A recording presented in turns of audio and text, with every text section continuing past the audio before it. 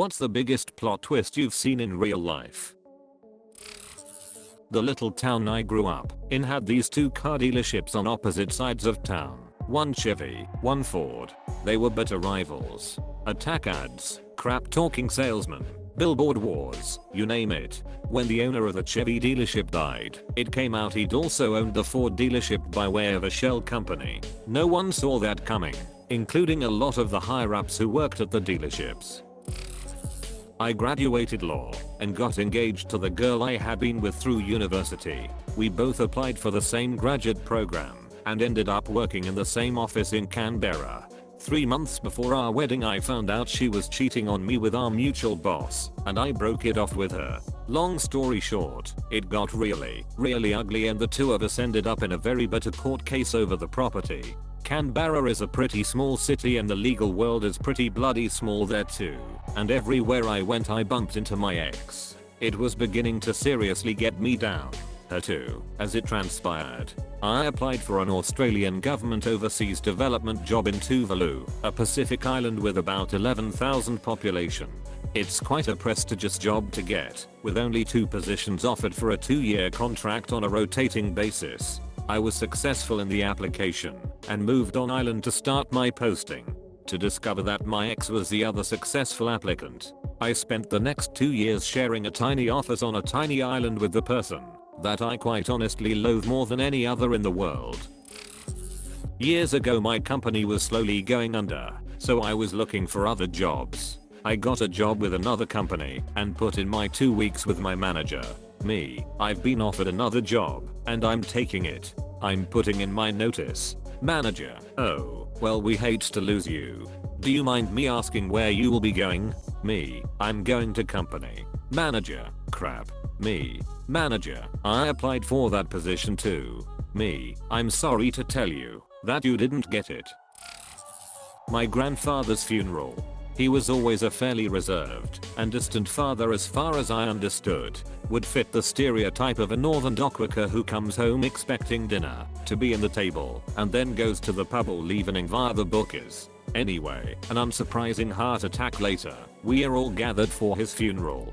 We are a big but close family, so we know everyone, including his friends. However, one guy turns up, about the same age as my dad and his siblings whom nobody knows. Long story short, turns out it was my grandfather's son. From another family. From another marriage. That went on for as long as his marriage to my grandmother. My grandfather had maintained 2 marriages over 40 years, having 7 children with my grandmother and just the one with this other woman. They knew about our family and kept away, and apparently my grandmother knew about them but kept quiet. Turns out he wasn't going to the pub every night. Was out with a friend of mine who ran into her dad and his other family.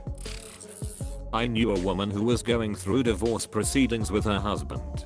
He was always argumentative and borderline abusive towards her, certainly always shouting and demeaning. Then, just as the divorce was entering its final stages, he very suddenly died. His autopsy showed that he had a massive undiagnosed brain tumor that had been physically altering his personality. His wife felt all kinds of guilt afterward and took it out on everyone she talked to and lost a lot of friends in the process. The one guy I worked with was having a baby. He told me about his GF. Yeah, she's pretty big but she's amazing. She's the one for me. I didn't know him very well, but as he talked about the pregnancy and so forth, and I gave him encouraging words and how his life was going to change so much, we bonded a bit. His baby was going to be born right before Christmas. He missed our work Christmas party because his baby was being born. We expect him to be gone for paternity leave, but he shows up a few days later.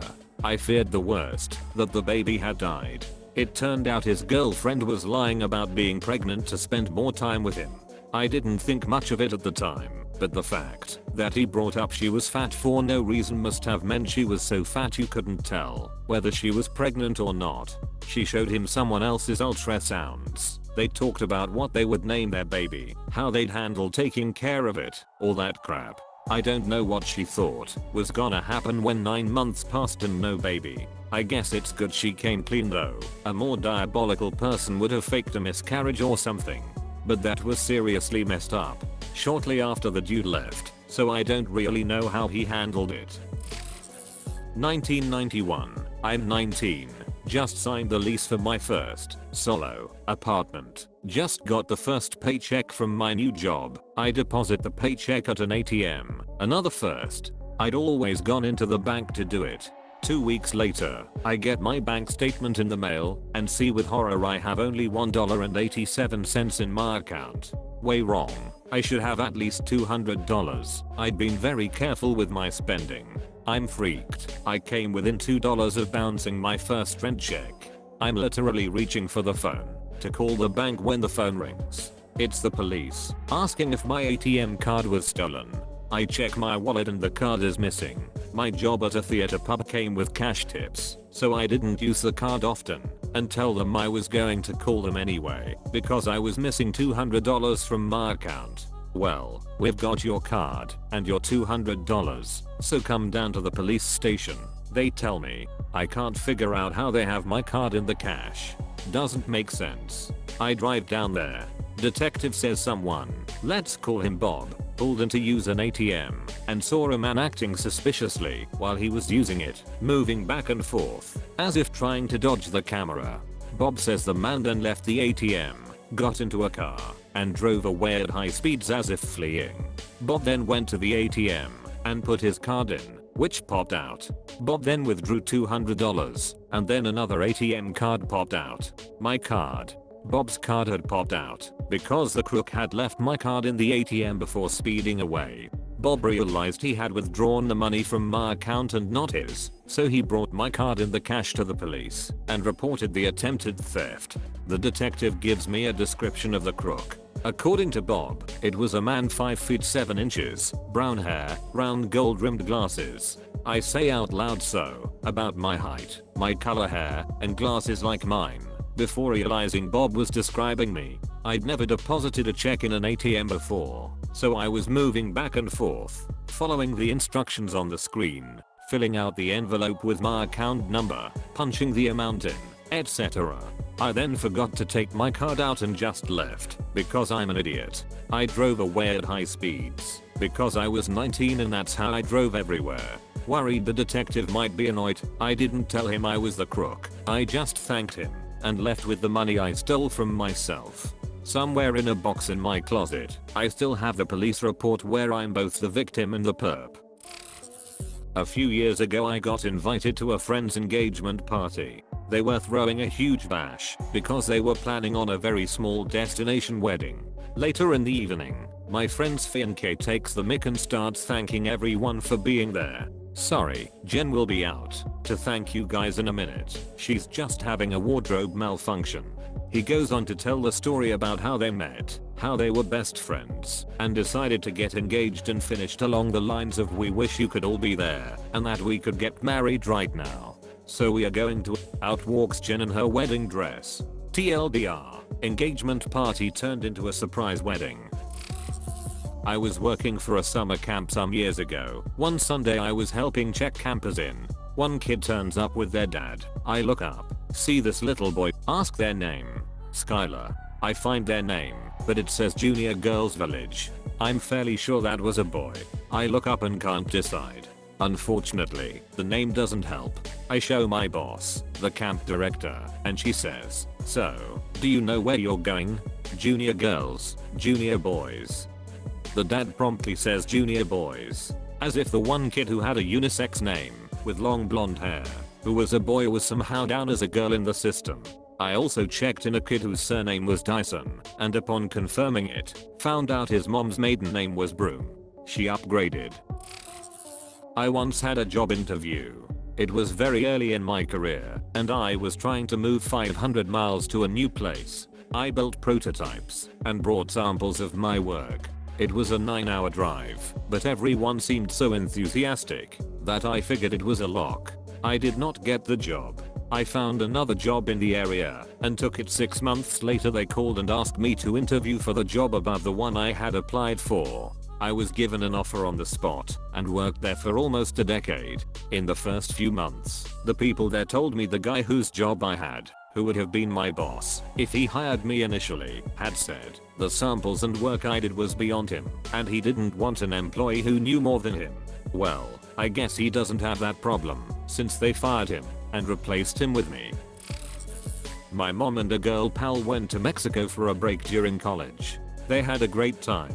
While boarding the return flight, her friend says, "Sorry, I'm staying," and runs off. My mom hears from her a few weeks later after not being able to contact her at all. This was the 70s. Long distance calls and phones were scarce. Turns out her friend been sneaking off nights and making love with the hotel gardener. She loved him and stayed in Mexico. That's all my mom knows. Hopefully, they lived happily ever after. Update: I found out that the woman got married in 1979, which lines up with the story, but now she lives in Green Bay, Wisconsin. I was a Starbucks barista before the whole names on cups thing was big, or at least, it wasn't really practiced in my tiny store. There was this very cute guy who came in maybe 4 to 6 times a week. A little often, but nothing out of the ordinary. I flirted like mad. He flirted back. It was all great. Then he comes in with his fiancée. I was betrayed and treated him coldly from then on. A month later, 2 of him come in together, and I'd find out that they are twins, and I'd shot down any chance I had with a single one. Worked at a small company in summers during college. 2 dudes that worked there, Mike and John, are best friends since high school, and Mike is getting married to his high school sweetheart. 9 months after the wedding, the girl has a baby, and it looks nothing like Mike, but a lot like John. And she reveals that she had made love with John on her wedding day before she actually got married. She divorces Mike, marries John the next day, and Mike and John are not friends anymore. To be clear, the divorce took some time, but as soon as the divorce was finalized, she and John went straight to the courthouse and had a civil wedding. One of my good friends in high school started hanging out with this guy from the other public high school in our city, and before long they were joined at the hip. She had a huge crush on him and was pretty sure he liked her too, but she'd never had a boyfriend before and was too shy to make the first move. One night they were hanging out and he told her he had something huge to confess. He was gay. They remained close friends. Then a few months later at a party, the guy introduced all of us to his younger, by 1 year, brother. The dude and his brother looked similar, had similar personalities and the exact same sense of humor. Fast forward 20 years and my friend is happily married to the brother. Her best friend is her brother-in-law, and he and his husband are godfathers to her kids. Sometimes the painful crush on the gay dude pays off. I was seeing a guy from Tinder for a couple of months, but it fizzled out and we stopped talking. I was on Tinder again shortly after and matched with a girl, I'm bi, who told me to follow her on Insta. I noticed the Tinder guy also followed her, so I ask how she knows him. She hits me with he was dating my best friend for ages, but they broke up a couple of weeks ago because he was making love with some girl from Tinder. I work at a prison and a lady flew from Nigeria to visit her brother who was supposed to be incarcerated at my unit. She speaks little English, but we tried to explain to her that the inmate was not in the system anymore. He must have been released. We call a supervisor, and it turns out he was released over 5 months before. She walks away confused and comes back in with her husband, who speaks English much better. We tell him the scenario and he asks, well, where did he go? He doesn't have any friends or family in the US. We told him we don't know where he went. He was released, he could be anywhere. The guy, obviously confused, says well, he couldn't have gone anywhere because he doesn't have any legs. So a legless Nigerian ex-felon with no ties is running scooting around the US and no one knows where he is. My esthetician was giving a Brazilian wax to a new client. New client goes on and on about this new guy she is dating and how he's a bartender at XYZ. The esthetician's boyfriend was the bartender. Always fun to find out you are knee deep waxing the genitals of the woman you are being cheated on with. Met a guy online. He was cool. Found out he lived less than 2 hours from where I live. We meet up. First time seeing each other's actual faces. Freaking doppelgangers. Turns out his father is my BO father's older brother. Both our BO dads bailed before we were born. We both were sexually abused as kids by teachers. Him at 15, me at 13. Both us have soy allergies and lisinouric protein intolerance. It's genetic. And both of us joined the army and failed BCT due to undiagnosed mental health issues. Our lives had run parallel to each other. He's only a year older than me. For a semester in high school, my English teacher set up this game where one student was a secret killer. Every couple of days the killer would sneak a note into a classmate's locker, backpack, textbook, or whatever that says you've been killed. My best friend and I were trying harder than anyone else in the class to play detective on this, especially near the end of the semester. Near the end of school, there were about 6 students left alive, and it turns out my best friend was the killer the whole time. When I was a teen some 25 years ago, I played trumpet in the school band. We did a Halloween parade, but I had nothing to dress in costume for. I decided on a large black sheet with a hole in the top for my huge ponytail to stick out from the top in all its glory of a crazy frizzy poof of curls and a hole for my face and arms to stick out. I got a lot of "the fuck are you supposed to be? I don't know." Anyway, after the parade, my mother wanted to see my locker before leaving just to surprise check for anything not allowed. We passed by the auditorium and noticed a talent show just beginning. Mom pressured me to enter playing my trumpet. In this weird costume no less. By the time I was to go on, I still had no clue what to play. I felt silly in my Halloween costume getup when nobody else was in a costume, unless they were dancing, or a magician act. I walked down the aisle towards the stage with a trumpet in hand, contemplating what to do in my nervousness. Heard whispers among the crowd. As I climbed the little 3 steps of stairs up on the stage, I trip and fall up the remaining 2 stairs. I'm so clumsy. So I stand up and play it off like I meant to do that. Began acting silly and tooting my horn like a duck. Did a silly dance to an improv version of the most basic song to play, Hot Cross Bun / 3 Blind Mice. Ripples of kids are giggling in the audience. I see my mother's face contorted in displeasure that I'm not being serious enough to win this. Too bad, Mom. This is my time to shine in all my goofy glorious weirdness. I wiggle my top knot poof and play a few jazzy bits of songs some older folks should know. Then to finish off, I act like I'm swimming a bit and begin playing Under the Sea from The Little Mermaid I had learned the year before. End it with pretending to drown as I left back down the stairs without falling. Mom took me out in the hall to have her fit for about 10 minutes while the last contestants finish the show. She then goes off to look through my locker while I put away my trumpet and prepare to leave. I wait for her by the auditorium exit. They begin announcing the winners. I won first place. Suck it, Mom. Studying abroad in England, I planned a weekend trip to Barcelona with this girl. This is pre-cell phones. I overslept. Got to the airport 3 hours late. As soon as I arrive, there's the girl. At the same time, we both say, "I'm so sorry." Wait, what are you sorry for? Turns out she overslept too. British Airways changed our tickets for us, no charge, and we got to Barcelona a few hours late. During the last year of my grandfather's life, he had dementia and was having trouble keeping track of reality. Before he was placed into hospice, he kept complaining about a man that was in his house. He would say that he would come around at night and that he was taking his things and using his stuff. Grandma of course kept reassuring him that she was the only one there. His doctor increased his medications because he was losing touch with reality so badly. Fast forward to my grandfather's funeral and a man showed up that wasn't known by more than a few people in the family. Turns out he was an old friend of my grandmother's who showed up to give his support. In a small town like that, it wasn't exactly an unusual thing to have random people show up to the funeral home who knew the person at some point. Well, about a year later my grandmother let slip that she is seeing someone, the guy from the funeral. At this point nothing too odd, they got to talking at church and we thought it was sweet. Then a bit later sweet innocent old grandma mentions that it's their 3rd anniversary. Grandpa died 2 years prior. This man was the person that grandpa saw in his house every night. He was the reason that everyone thought grandpa was going crazy. He was the reason that my grandfather was medicated to the point of being a vegetable for the last horrible year of his life.